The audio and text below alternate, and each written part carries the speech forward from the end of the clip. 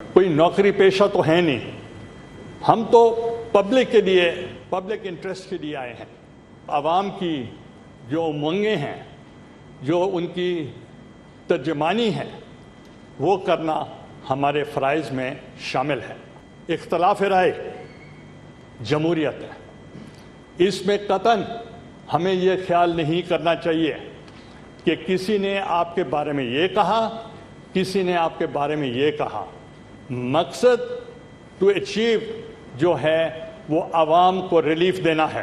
شبلی فراز صاحب سے موقع ملا ملنے کا، آپ بیٹھے ہیں، تو انہوں نے ایک مجھے شعر سنایا۔ نیشنل اسمبلی میں تو بہت ذوق ہے، ادھر مجھے شو کیا جاتا تھا کہ یہاں زیادہ ایلڈرلی لوگ ہوتے ہیں، مگر میں تو الٹ دیکھا، یہاں تو ینگسٹر زیادہ ہیں، یہاں تو نوجوان زیادہ ہیں۔